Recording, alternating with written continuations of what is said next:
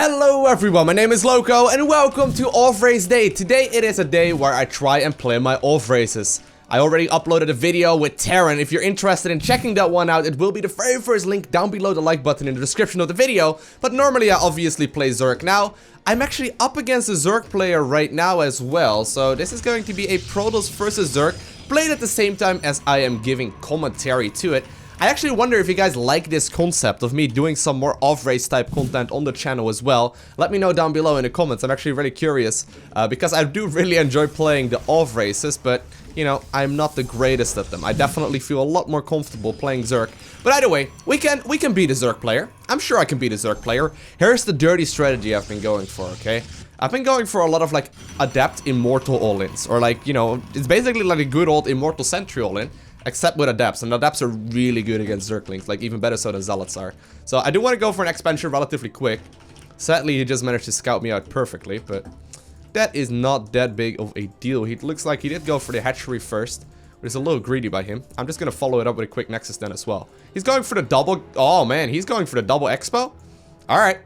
Now, I know how to play Zerg, right? So, well, at least I assume I know how to play Zerg. So I'm just simply, you know, going to try and outplay him. We're gonna go for the mental game here. Sadly, he didn't manage to get that one down. That's fine. We'll go ahead here and get the Cyber Core. I don't actually know if there's enough room right now for like an Immortal to leave that. So I may just simply have to, like, you know, follow this up with a robotics facility on the low ground instead. We'll be getting the pylon there anyway. I'll also follow it up with the second pylon right now, or the second gas in the main. And we'll start producing probes non-stop. So there's a couple moments that I usually notice I need to cut probes at. I think that is one of them. Ideally, obviously, you want to be producing 100% of the time. But I'm going to be getting the robotics facility in the natural. We'll just sort of show our hand. It's okay. Oftentimes when you show your hand, I've noticed people still don't really know how to respond to it. So here we go. Going to be getting the cybernetics core. Don't really need to, or rather, I don't really need to worry too much here to rush out my mothership core. I can just simply follow it up. I meant to say I am starting up the warp gate upgrade right now, and I'm focusing a lot on just simply getting a heck of a lot of... We'll get actually the pylon over here. Just focusing on getting a heck of a lot of probes out. So this should be good. Gonna follow this up obviously as well with the mothership core eventually, but not really rushing that, as I know he's got the third command center or the third hatchery down. We don't really need to worry a whole lot. Let me just set up the hotkeys just in case. And we'll go ahead and actually I think I wanna see if I can find any of the overlords with this. I mean, what's he gonna have? He canceled the gas geyser, so I don't think I have to worry about all too much. Pretty much about anything here. Let me get the robotics facility going. And just keep on chrono boosting workers. So, I basically want to focus on getting a lot of stuff out early on, right? I want to try and see if I can all in off of 2 bases and deal crippling amounts of damage. Ideally, you know, basically just forcing him out of the game. I did just notice that he went ahead and, you know, try to get sneaky with the Overlord. That's alright. That's not that big of a deal. We just need to make sure we also get enough gateways with this. I think I can have roughly 7 or 8 gateways with this. So this is 2 right now. We'll add on more shortly. Just want to make sure I can produce the robotics facility at all times. Oftentimes I think they don't even click on this. Like, I think he just assumes that it's going to be a gateway at this point. Okay. Immediately chrono boosting that thing. And I think, no, actually, if I want to make a depth, I don't really need to do that. So we'll just follow this up with a bunch of gates instead. So this is 5 gateways in total right now. Once again, I don't think he saw that. That is, no, that's 5 gateways right now in total. We need a couple more. I'll get those in the main. Gotta make sure I can keep on producing here, so I'll wait for it just a second. Queue up that second immortal instead. Let's keep on producing more stuff out of that thing. Then add on an extra bunch of gateways. Alright, so that's 8 gateways right now in total. We need to make sure we obviously get enough here. I'll get the second gas right, or the third gas rather, right now. And I'll be moving out once we have 3 immortals, okay? So 3 immortals seems to be the magic number. If I can micro it as well, we're in a great place. Now, we gotta keep in mind, he's gonna have a big eco here. He's gonna have a big economy early on. And that's kind of scary, because he can obviously use that to make a lot of army a little bit later on into the game. So he knows about what's going on now. I may just have to move a little earlier. I just let this guy follow up. The only problem is that I also want a War Prism. I think we'll just wait.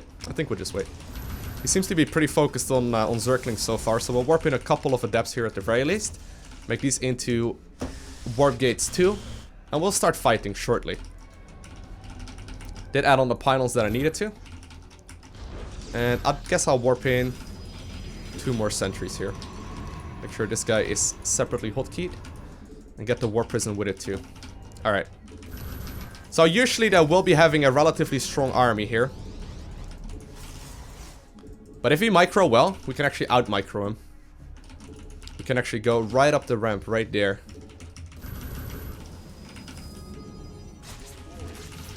Okay, getting the queen is actually a good pickup. Okay, so he already has a relatively powerful army, exactly what I was thinking about. Okay, we'll wait for the Warp Prism here. Where you at, Mr. Warp Prism? I'd really like to warp in some more stuff.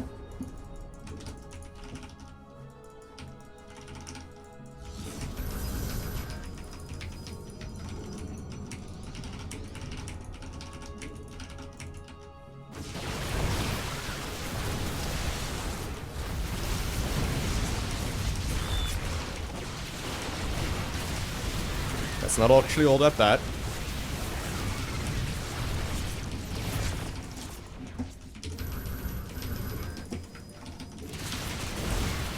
Oh man.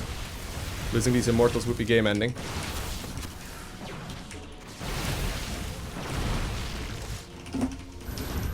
There we go. It's gotta split up right now. This is great for us. We're immediately picking up these reinforcements too. This is very, very good.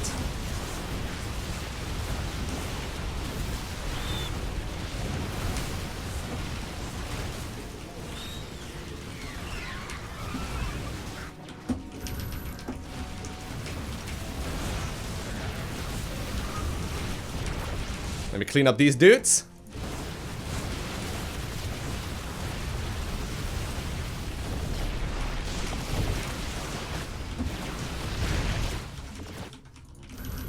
And follow it up with a bunch of zealots then as well. Can go ahead and get a third going, just in case. We are in a great position though. We're in a really good place now. Very, very good old school build that is extremely powerful if not scouted correctly. My opponent did scout correctly in this specific case though. And, well, he's got one Zergling here to be annoying, but not too worried about that thing. We'll kill the Roach Warren right now, so that's the last Roaches that he will be able to create. That means we'll follow this up with purely Adept.